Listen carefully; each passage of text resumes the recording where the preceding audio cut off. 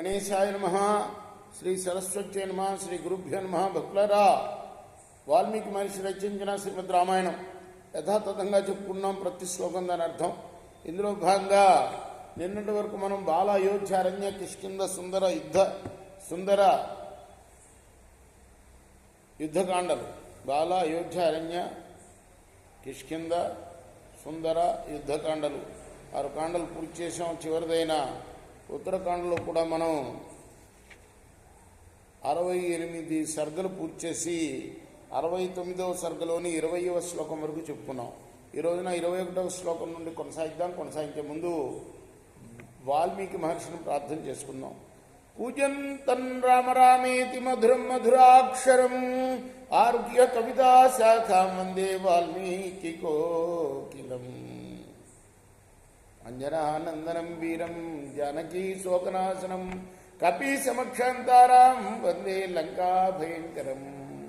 సదా నింబవృక్షస్య మూలాధివాసాత్ సుధాశ్రావిణం తిక్తమప్యప్రియంతం తరుం కల్పవృక్షాదికం సాధయంతం నమామీశ్వరం సద్గురుం సాయినాథం. సమర్థద్గురు సాయినాథ్ మహారాజ్ కీ జై. శత్రుఘ్ను లవణాసుర యుద్ధం చెప్పుకున్నాం మనం రామాయణంలో.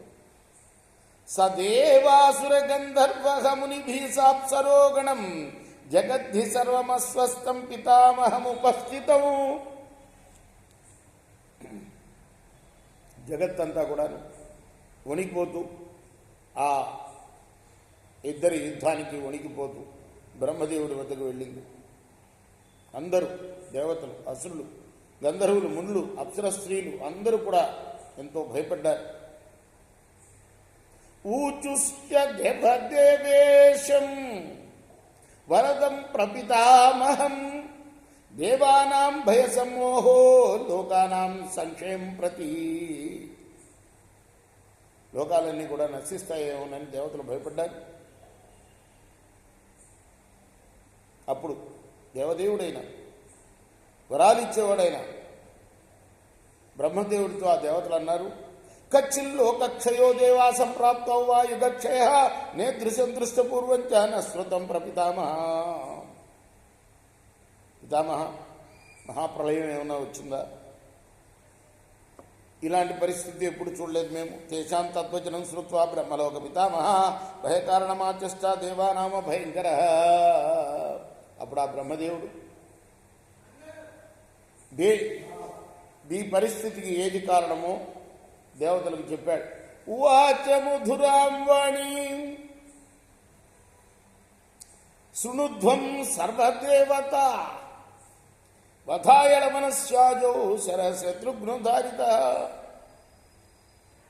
సకల దేవతరాల వినండి, లవణుణ్ణి చంపడం కోసం శత్రుఘ్నుడు యుద్ధంలో బాణాలు ధరించాడయ్యా.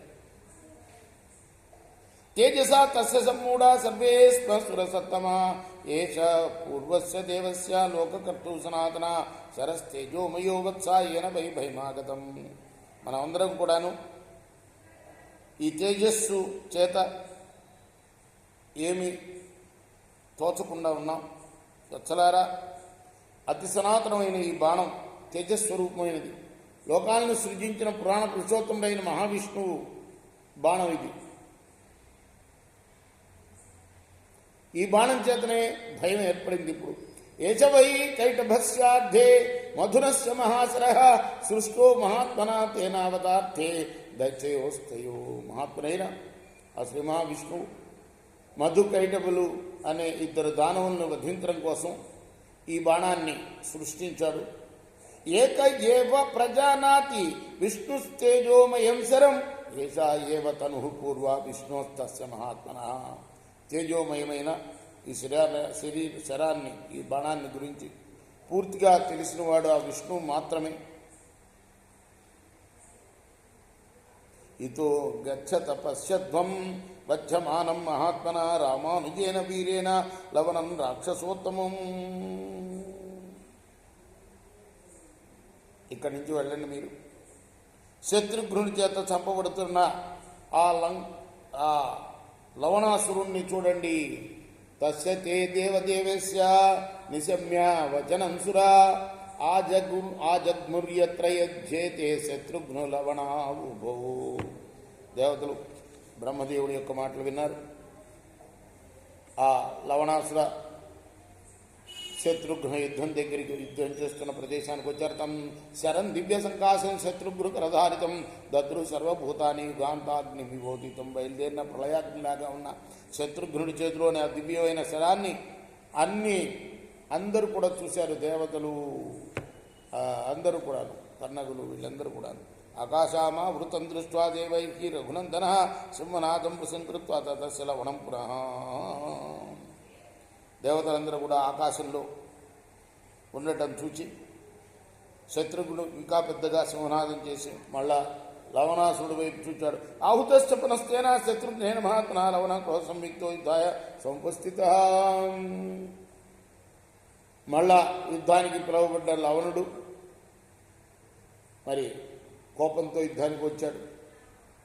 ఆకన్నాచ్చ వికృష్యాద తద్ధనుర్ధర్మినాంబర సముమోచ మహాబాణం లవణస్య మహోరసి. ఆ తర్వాత ధనుర్ధరులో శ్రేష్ఠుడైన శత్రుఘ్నుడు ధనస్సును ఆకర్ణంతం లాగి లవణుడు వక్షస్థలం మీద ఆ బాణాన్ని వేశాడు.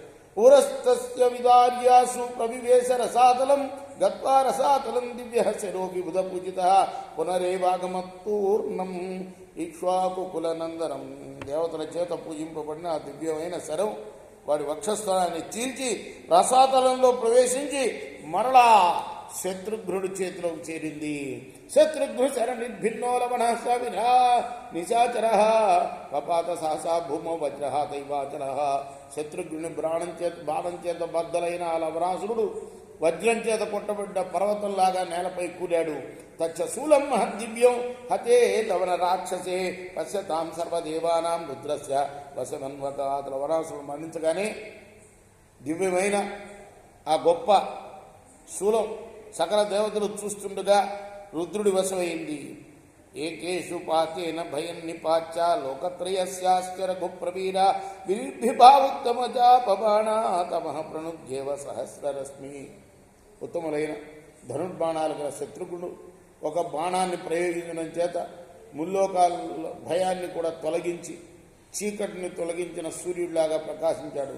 తతో హి దేవా ఋషిపన్నగాశ్చ ప్రభూచిరే అప్సరశ్చ సర్వా దిశ్చాజయో దాసరధీరవాప్త శ్చత్వాభయం సర్ప యువ ప్రశాంత.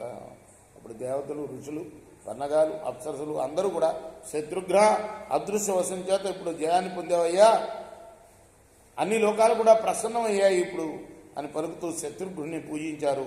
ఇచ్చార్చే శ్రీమద్ రామాయణ ఆదికవి ఉత్తరకాండే ఏకోన సప్తతిత్వమ సర్గ. ఇది వాల్మీకి ఋషి ప్రోక్తము ఆదికావ్యమైన శ్రీమద్ రామాయణంలోని ఉత్తరకాండలోని 69వ సర్గ. రేపు 70వ సర్గను ప్రారంభం చేద్దాం. కృష్ణార్పణమస్తు. సాయి కృష్ణార్పణమస్తు.